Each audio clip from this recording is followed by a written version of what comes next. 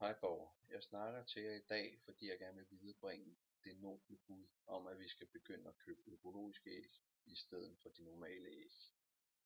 Det bud vil jeg viderebringe, fordi jeg her for nylig læste inde på Dyrenes Velfærds hjemmeside, hvordan de her høns, der ikke levede økologisk, levede.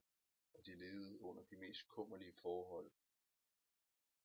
De levede i et lille bur, der var på størrelse med et A4-ark og et postkort lagt sammen. Inde i det bur, der levede der 10 høns, så de havde ikke mulighed for at overhovedet bevæge sig eller strække deres vinger, som de normalt gør ude i naturen. De fik aldrig set solen.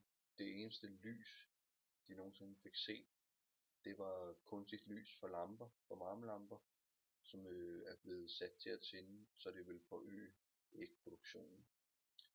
Og jeg ved nok, at det ikke er nok for jer, at jeg bare siger, at det siger Dyrenes Velfærd, og derfor vil jeg også komme med en lille anekdote fra mit eget liv, og det er, når man vågner op ude på sådan en gård, en gammel gård, og du bliver vækket af solens stråler, der danser i vinduet, og du går ned under, og der dufter af nybagt boller, og du sætter dig ved spisebordet, og du får sådan en nybagt bolle og et æg.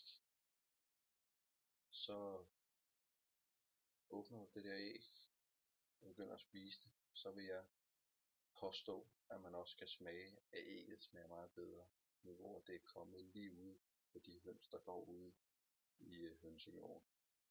Blommen er meget mere gul, den er større, og den smager meget bedre.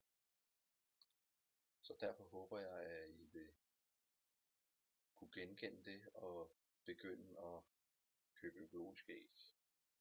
Og hvis I starter i dag, hvis I prøver at gøre en forskel og begynder at købe økologiske æg, så vil der blive solgt flere økologiske æg.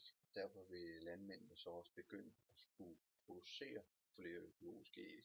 Og derfor vil det blive billigere, og så vil der være flere, der køber økologiske æg, og til sidst vil de simpelthen være så billige, at alle køber økologiske æg i stedet for de normale.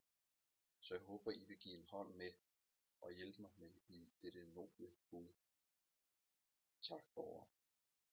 I min tale, der brugte jeg rigtig meget patos, fordi at jeg sagde, at det var synd for hønsene, der levede på den her måde. Og jeg brugte også lidt logos, da jeg nævnte Dyrenes Velfærd. Jeg brugte metonomi, da jeg sagde at give en hånd med. Så brugte jeg metafor, da jeg sagde at solens stråler danser i vinduet. Og så overdrev jeg lidt også. Jeg har som sådan ikke nogen form for argumentation.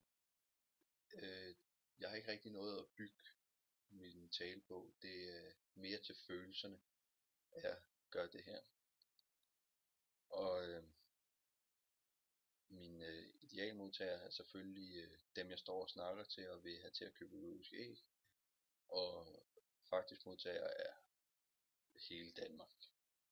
Og det var alt, hvad jeg havde.